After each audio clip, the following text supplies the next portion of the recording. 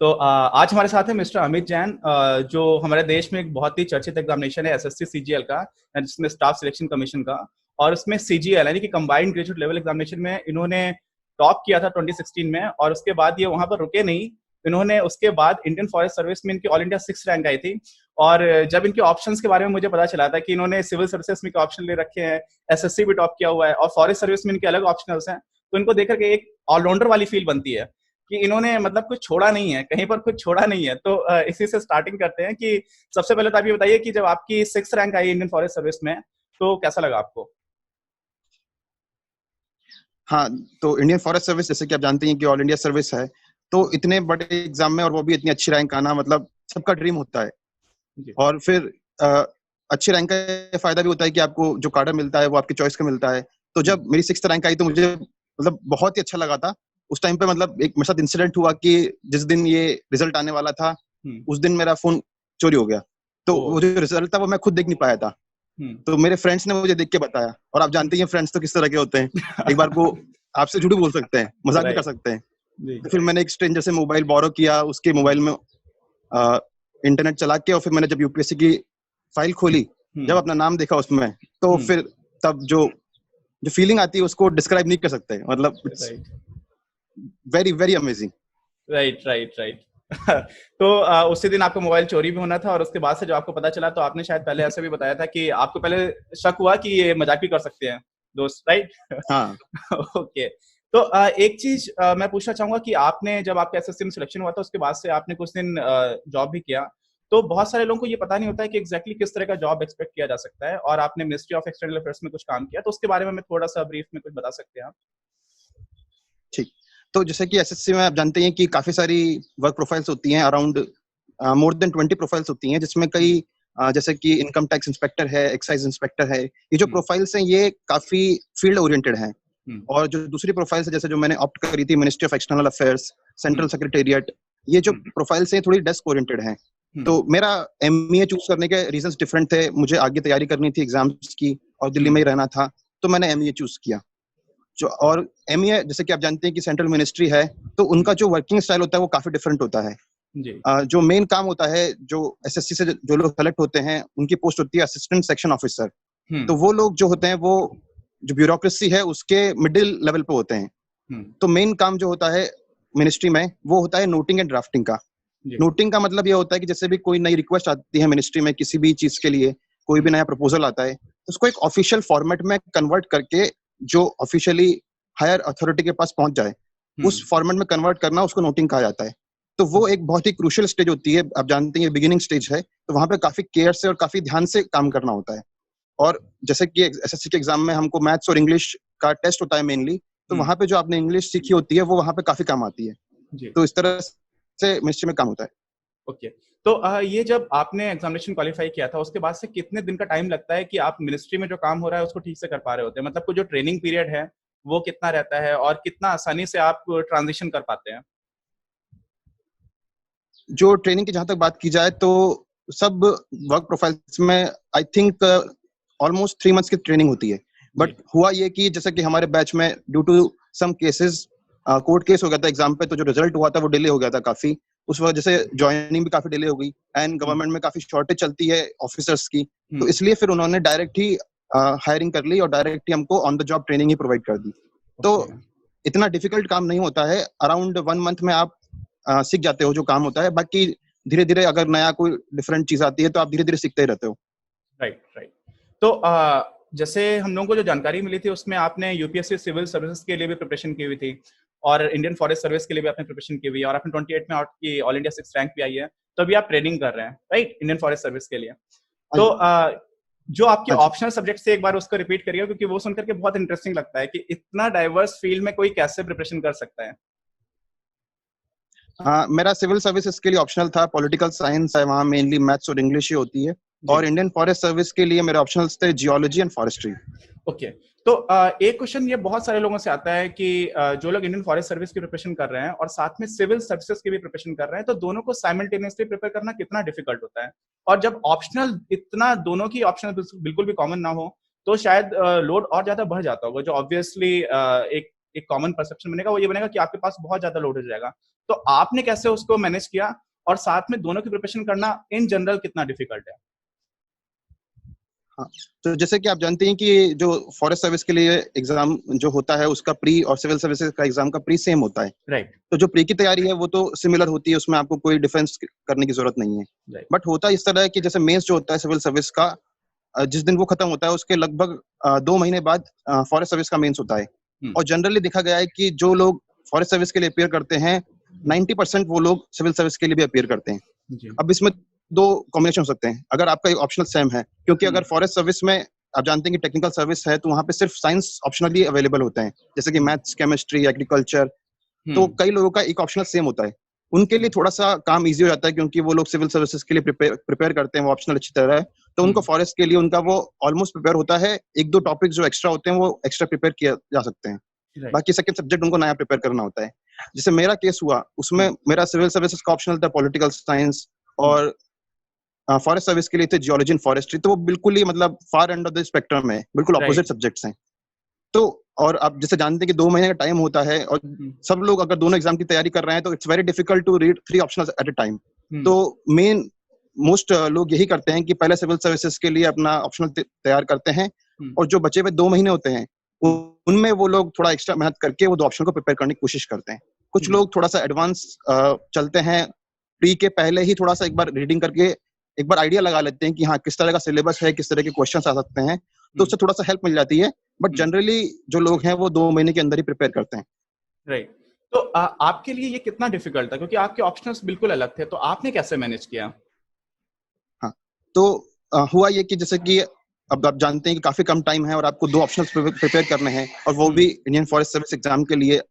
Easy exam तो नहीं है, हम जानते ही हैं। और आपको अच्छी मतलब आपको बैचलर्स और मास्टर्स दोनों के लेवल का प्रिपेयर करना होता है। राइट। तो उस टाइम पे सबसे इंपॉर्टेंट बात हो जाती है कि आप सिलेबस से ओरिएंटेड रहें, प्रीवियस ईयर क्वेश्चंस को गाइड मान के चलें, और जो एरियाज जहां पे आपको लगता है कि हाई रिटर्न मिल सकता है, आप जानते हैं कि कोई भी सब्जेक्ट होता है उसमें कुछ टॉपिक्स मॉडरेट डिफिकल्टी के होते हैं, कुछ इजी होते हैं, कुछ बहुत डिफिकल्ट होते हैं। तो 2 महीने के अंदर उन डिफिकल्ट जो पोर्शंस हैं उनमें अगर हम टाइम अपना इन्वेस्ट करने लग जाएंगे तो उसका रिटर्न ऑन इन्वेस्टमेंट काफी कम होता है। राइट। तो इसलिए बेस्ट रहता है कि आप इजी और मॉडरेट पोर्शंस को अच्छी तरह कवर कर लें, और डिफिकल्ट को इतना कवर कर लें कि आप उसके बेसिक लेवल का सवाल बना पाएं। ओके। और आप जानते हैं कि हमारा एम जो है वो मैक्सिमम मार्क्स स्कोर करना है, फुल मार्क्स स्कोर करना कभी नहीं होता है जी। और मार्क्स आपके सब क्वेश्चंस के बराबर से ही होते हैं, सब क्वेश्चन 10 मार्क्स के 15 मार्क्स के होते हैं। तो बेस्ट तरीका यह है कि आप अपना जो एफिशिएंसी उसको मेंटेन करना जरूरी है। और इस टाइम पे मुझे लगता है कि ग्रुप स्टडी काफी हेल्प करती है। जैसे कि हमने 4 लोगों का ग्रुप बनाया था, तो हमने दोनों पेपर्स और दोनों ऑप्शंस के लिए सिलेबस बांट लिया था।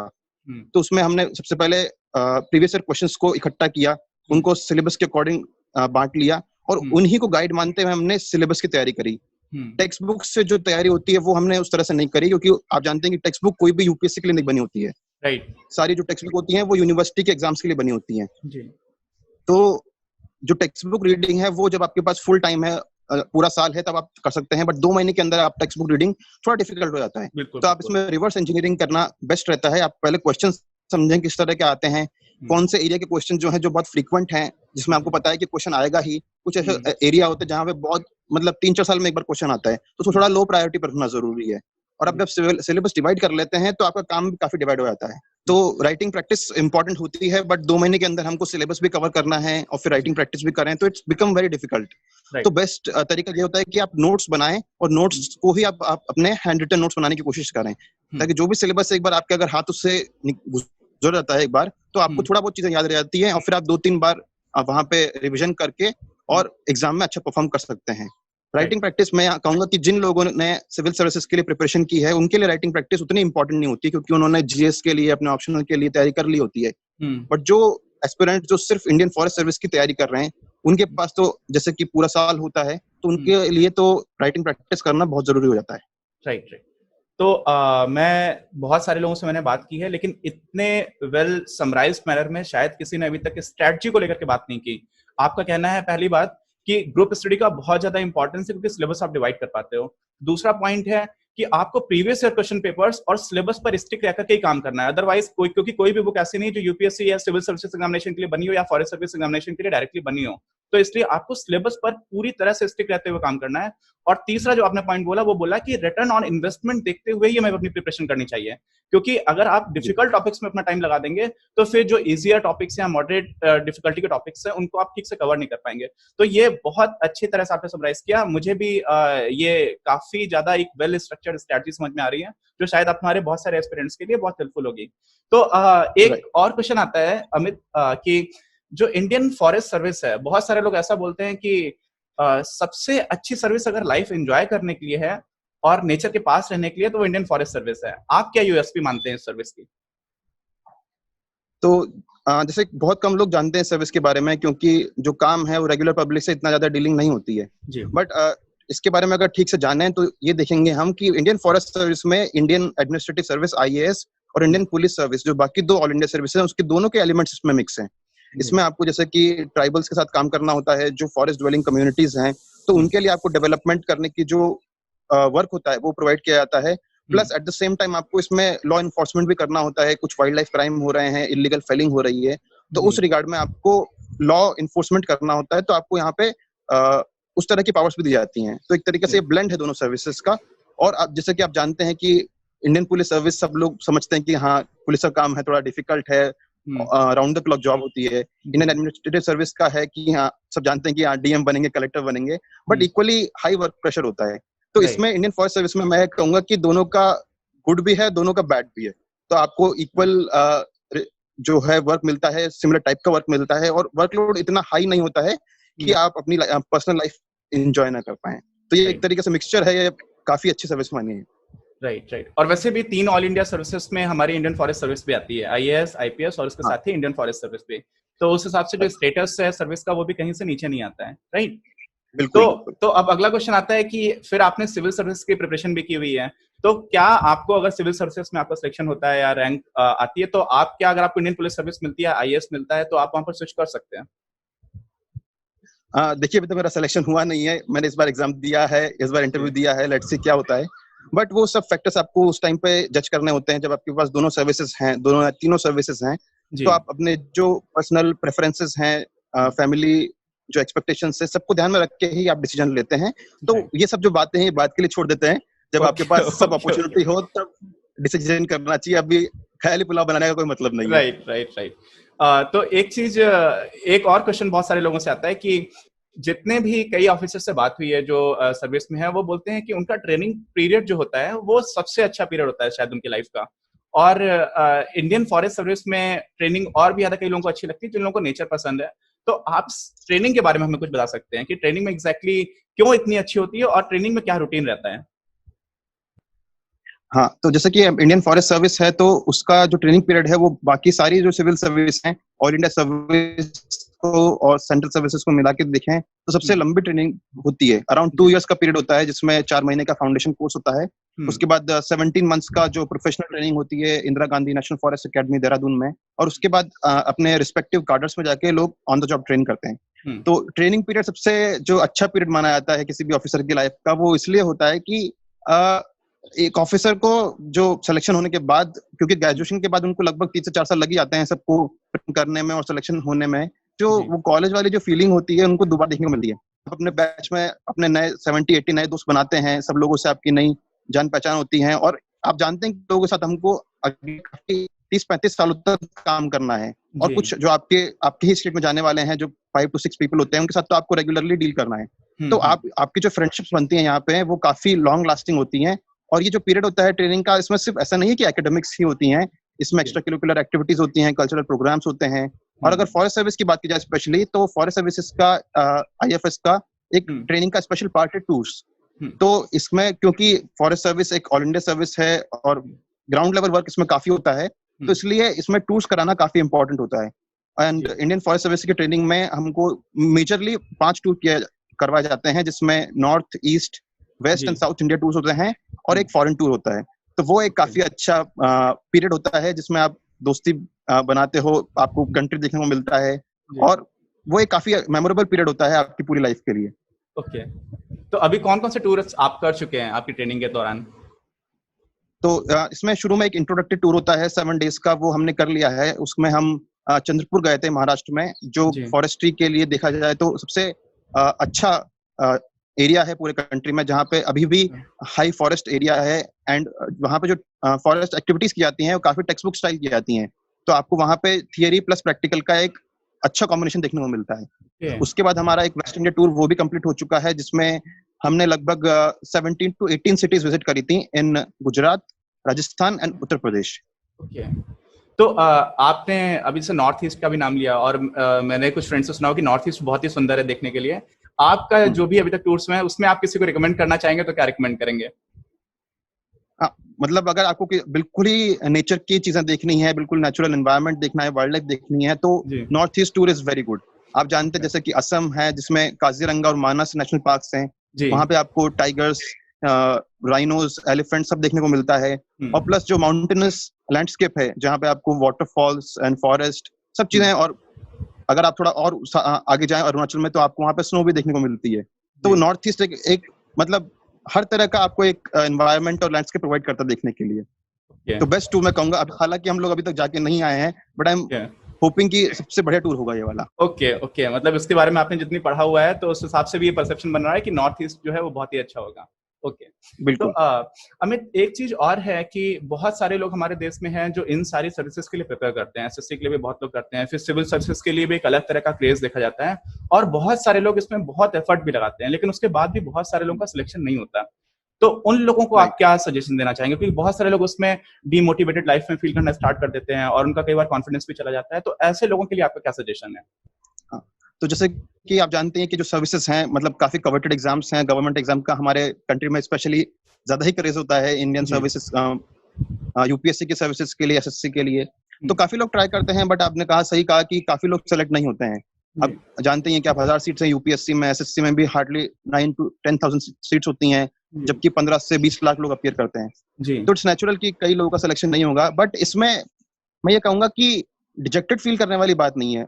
आई अंडरस्टैंड कि सब लोग जो एग्जाम की तैयारी करने आते हैं काफी होप्स के साथ आते हैं, ड्रीम्स के साथ आते हैं, बट अगर कोई भी फैक्टर की वजह से, वेदर इट्स अपने कंट्रोल में है कि नहीं है, उन फैक्टर्स की वजह से आपका सिलेक्शन नहीं होता है, तो एक ऑल्टरनेट करियर आपको ढूंढना तो पड़ता ही है। तो इसका मतलब ये नहीं कि आप बिल्कुल होपलेस और डीमोटिवेटेड फील करें। सिविल सर्विसेज ना हुआ, एसएससी ना हुआ, तो उसके अलावा ऐसा नहीं कि आप दूसरा कोई करियर नहीं बना सकते हैं। मेरे जो अच्छे फ्रेंड्स हैं कई, जिनका उन्होंने ट्राई किया सिविल सर्विसेज के लिए, 5 से 6 अटेम्प्ट भी दिए उन्होंने, कई बार मेंस दिया, इंटरव्यू भी दिया, बट उनका सिलेक्शन नहीं हो पाया। बट उनको जो यहाँ पे जो सीखने को मिला है, जो 3 to 4 to 5 इयर्स जो आप स्पेंड करते हैं, आपको नॉलेज बिल्ड करने को मिलता है, आपको जो पर्सपेक्टिव डेवलप होता है वर्ल्ड के प्रति, तो उसकी जो नॉलेज है वो काफी काम आती है। फॉर एग्जांपल मैं आपको एक एग्जांपल दूं कि नीति आयोग जैसे आप जानते हैं ऑर्गेनाइजेशन है, उसमें कई सारे एक जो स्टूडेंट्स होते हैं जो सिविल सर्विस की तैयारी करते हैं, बट अनफॉर्चुनेटली अगर नहीं सिलेक्शन होता है, तो वहां पे एक बहुत अच्छी करियर अपॉर्चुनिटी मिलती है, जहां पे आपको आई थिंक 3 इयर्स का कॉन्ट्रैक्ट दिया जाता है। तो आप इतने हाई लेवल पे डिसीजन मेकिंग में, प्लानिंग में आप अपना रोल कंट्रीब्यूट कर सकते हैं।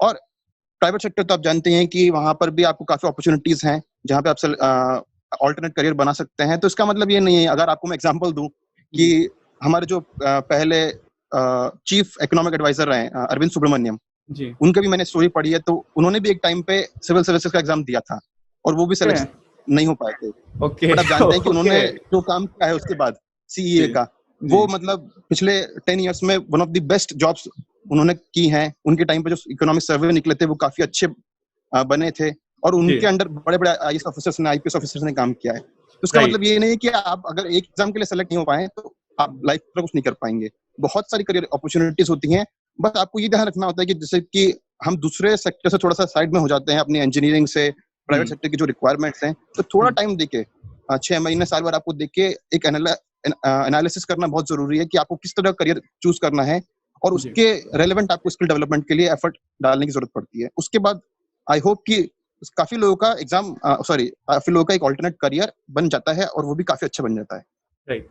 तो ये एक बहुत ही इंटरेस्टिंग फैक्ट बताया है कि अरविंद सुब्रमण्यम सर, जो हमारे चीफ इकोनॉमिक एडवाइजर थे कुछ समय पहले तक, और उनके टाइम पर जो इकोनॉमिक सर्विस आते तो उनको बहुत ही अच्छे से रिकॉग्नाइज किया गया था, यूनिवर्सल बेसिक इनकम, इस तरह के कई सारे नए कॉन्सेप्ट्स लेकर के वो आए थे। और आपको ये जानकर के, जो कई एस्पिरेंट्स उनको पता होगा कि इकोनॉमिक सर्वे को बहुत अच्छे से पढ़ना होता है, तो एक ऐसा इंसान जो खुद से सिविल सर्विसेज क्वालिफाई नहीं कर पाया और उसके बनाए हुए इकोनॉमिक सर्वे को लाखों एस्पिरेंट्स पढ़ रहे थे, तो ऐसा बिल्कुल भी नहीं है कि आपके रास्ते बंद हो जाते हैं लाइफ में, आप अपना काम करते रहें। और दूसरी बात जो अमित ने बोली वो ये है कि सर्विस की प्रिपरेशन इन इटसेल्फ आपको इतना एक वाइड पर्सपेक्टिव देती है, क्योंकि आप बहुत सारे सब्जेक्ट्स को थोड़ा थोड़ा डिटेल में पढ़ रहे होते हैं, तो वो इन इटसेल्फ आपको बाकी बहुत सारे ऑप्शंस के जैसे रास्ते खोल देती है, जैसे उन्होंने नीति आयोग का ऑप्शन बताया। तो ये बहुत अच्छी एडवाइस है अमित आपकी। और एक चीज लास्ट में आपकी तरफ चलता हूँ धीरे धीरे लेते हुए कि आपके फ्यूचर प्लान्स क्या हैं और आपको अभी क्या कैडर मिला हुआ है जो आपका इंडियन फॉरेस्ट सर्विस में आपका कैडर है?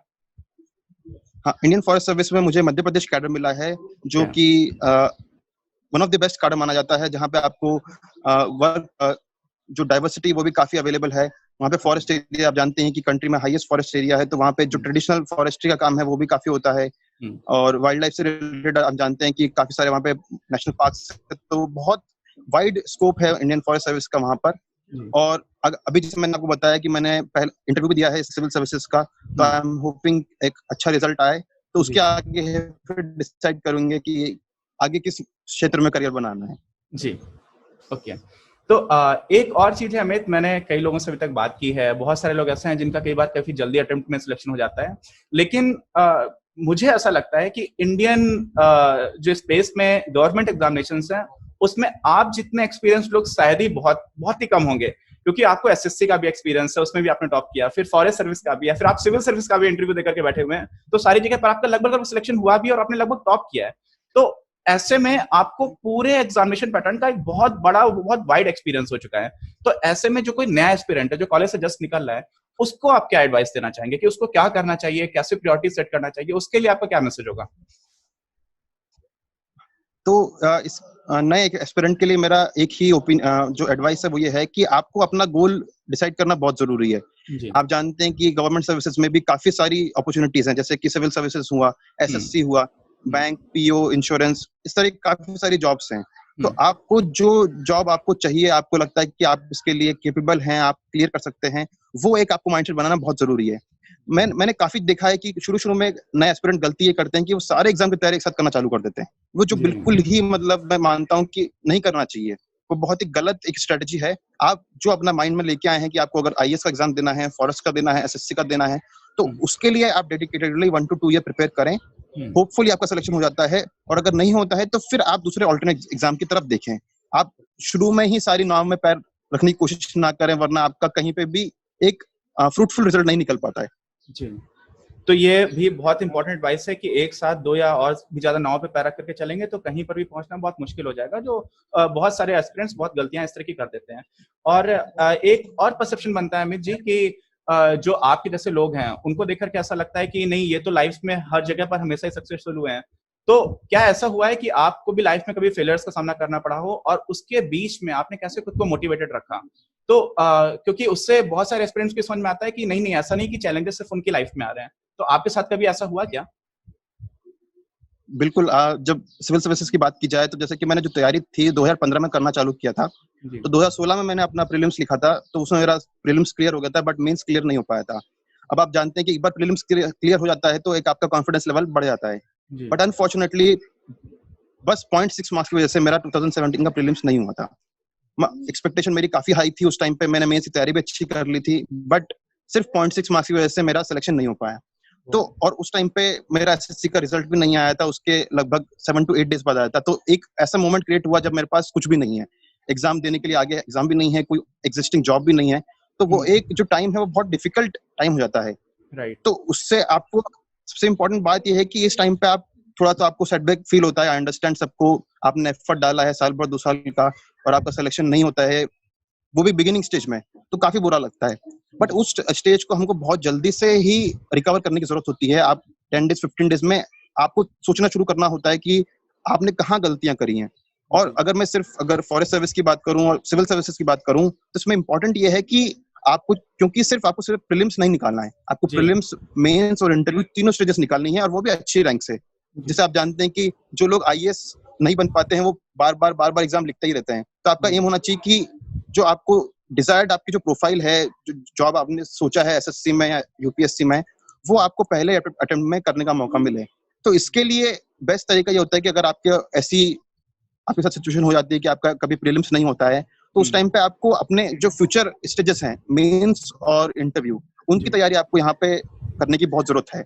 आपको अगर मैं अपनी बात बताऊं तो जैसे कि अगस्त के एग्जाम में हमारा रिजल्ट आया प्रीलिम्स का, उस टाइम मेरा प्रीलिम्स नहीं हुआ, और नेक्स्ट जो प्रीलिम होना था वो नेक्स्ट ईयर के जुलाई में होना था। लगभग 1 साल का गैप तो ये रहता है। काफी जो 1 ईयर का पीरियड होता है, ये बहुत आपको काटना काफी मुश्किल हो जाता है, क्योंकि आपने कुछ नहीं होता आपके पास एग्जाम देने के लिए, यू फील क्लूलेस। तो इस टाइम पे बेस्ट यूज करना ये होता है कि आप मेंस की तैयारी अच्छी तरह कर लें अपनी। उस टाइम पे आपको प्रीलिम्स की तैयारी करने का कोई उतना फायदा नहीं है। पैरेलली चलना चाहिए, 1-2 घंटे आप स्पेंड करते रहें, बट उस टाइम पे मेंस की तैयारी अच्छी तरह कर लें, आप अपने नोट्स बना लें, ऑप्शनल अच्छी तरह रिवाइज कर लें, और उसका एक अच्छा सॉलिड बेस बना के फिर आप दोबारा प्रीलिम्स की तैयारी शुरू करें। कई सारे एस्पिरेंट्स यहाँ पे गलती करते हैं कि वो उनको लगता है कि हमारा प्रीलिम्स नहीं हुआ है, तो हम प्रीलिम्स की तैयारी करते हैं अभी, तो वो पूरे टाइम प्रीलिम्स की तैयारी करते हैं, और फॉर्चुनेटली उनका अगले साल प्रीलिम्स हो जाता है, बट फिर उन 4 महीनों में मेंस की तैयारी करना काफी मुश्किल हो जाता है। आपको जीएस भी प्रिपेयर करना है, ऑप्शनल्स भी प्रिपेयर करने हैं, तो बहुत ही डिफिकल्ट कंडीशन हो जाती है उस टाइम पे। तो ऐसे टाइम को बेस्ट तरीके से यूटिलाइज करना बहुत जरूरी है, ताकि जब आप अपना नेक्स्ट अटेम्प्ट दें तो वहां पे आपको सक्सेस मिलने की जो प्रोबेबिलिटी है वो आप मैक्सिमाइज कर सकें। Right, right. ये बहुत ही ज्यादा इंस्पिरेशनल स्टोरी साउंड कर रही है। ठीक उसी तरह से ऋषि कुमार के साथ भी ऐसा ही केस हुआ था। उनका 2018 में जब उन्होंने प्रीलिम्स दिया था तो उनका यूपीएससी का प्रीलिम्स भी नहीं निकला, जबकि इंडियन फॉरेस्ट सर्विस का तो प्रीलिम्स कट ऑफ और ऊपर जाता है। तो आपके साथ भी ऐसा हुआ, 2016 में आपका प्रीलिम्स निकला, फिर 2017 में 0.6 मार्क्स से आपका प्रीलिम्स भी क्लियर नहीं हुआ यूपीएससी सिविल सर्विसेज का, और उसके बाद फिर आप इंडियन फॉरेस्ट सर्विस में 6 रैंक लेकर के आते। तो इंडियन फॉरेस्ट सर्विस में प्रीलिम्स के लिए किस तरह से प्रिपरेशन करना चाहिए, क्योंकि इसका कट ऑफ तो और ऊपर जाता है। तो कुछ ऐसे ट्रिक्स हैं जिनको ध्यान रखना चाहिए, कुछ ऐसे पॉइंट्स जिनको ध्यान रखना चाहिए सिर्फ प्रीलिम्स के लिए, इंडियन फॉरेस्ट सर्विस के लिए? हाँ, तो जैसा कि आपको बताइए कि लगभग 15 से 20 मार्क्स ऊपर जाती है कट ऑफ, और सिर्फ 1200 लोग होते हैं जिनका प्रीलिम्स में सिलेक्शन होता है। तो इसके लिए मैं ये कहूंगा कि प्रीलिम्स में हमको कोई भी एक एरिया नहीं होना चाहिए जहां पे हम बिल्कुल अपना वीक रखें। मतलब आपको हर एक एरिया को कवर करना जरूरी है, और जितना अच्छे लेवल का प्रिपरेशन कर सकते हैं उतना जरूरी है। जैसे कि आपको एग्जांपल दें कि जैसे आर्ट एंड कल्चर है, एक ऐसा सेक्शन माना जाता है जो थोड़ा सा पढ़ने में डिफिकल्ट है, और कई लोग उसको थोड़ा सा लाइटली ले लेते हैं। बट अगर आपको फॉरेस्ट सर्विस का प्रीलिम्स निकालना है तो आपको ऐसे डिफिकल्ट सेक्शंस को भी अच्छी तरह प्रिपेयर करना जरूरी है। आप कोई भी एरिया नहीं छोड़ सकते हैं, और क्योंकि आपको 125 मार्क्स लेके आने प्रीलिम्स में, तो आपको अपनी अटेम्प्ट की जो रेंज है थोड़ी सी वो भी हाई रखनी पड़ती है। रिस्क टेकिंग कैपेबिलिटी आपको अपनी थोड़ी सी इंक्रीज करनी पड़ती है, और एट द सेम टाइम आपको एक्यूरेसी भी मेंटेन करनी है। तो इसके लिए मैं कहूंगा कि टेस्ट पेपर्स देना काफी इंपॉर्टेंट है, उनका एनालिसिस करना, और उसके अलावा एक थोड़ा लिबरल पॉइंट ऑफ व्यू से आपको चलना होता है एग्जाम के ड्यूरेशन में।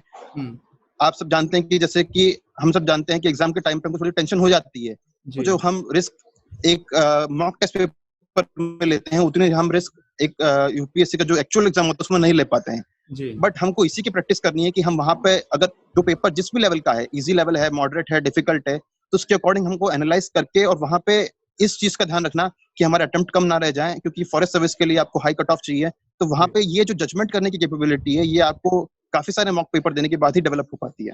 Right, right. तो ये भी बहुत ही अच्छी एडवाइस है इंडियन फॉरेस्ट सर्विस के लिए स्पेशली, क्योंकि कट ऑफ प्रीलिम्स का ऊपर जाता है तो आपको नंबर ऑफ क्वेश्चन तो ज्यादा अटेम्प्ट करने ही पड़ेंगे। और आर्ट एंड कल्चर जैसे पोर्शंस अमित ने बताया जहां पर नाम बहुत डिफिकल्ट हो जाते हैं, कई बार 4th सेंचुरी का कोई नाम आपको याद करना पड़ता है, तो उसको भी आप छोड़ नहीं सकते हैं। तो इस मैनर में देखेंगे तो इंडियन फॉरेस्ट सर्विस को क्वालिफाई करना सिविल सक्सेस को क्वालिफाई करने से भी ऊपर है। मैं बहुत सारे ऐसे सिविल सक्सेस टॉपर्स को जानता हूं जिनका prelims cut off just clear हुआ था सिविल सक्सेस के लिए, तो वो फॉरेस्ट सर्विस के लिए तो वो अपेयर होने के लिए भी एलिजिबल नहीं थे।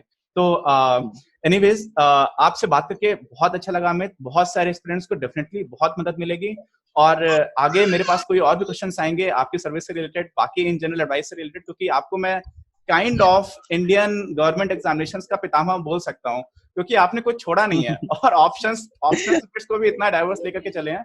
तो अगर कुछ भी मेरे पास आता है तो मैं आपके पास फिर से पहुंच के आऊंगा, और हमें अपना समय देने के लिए बहुत बहुत धन्यवाद। Thank you Anirudh.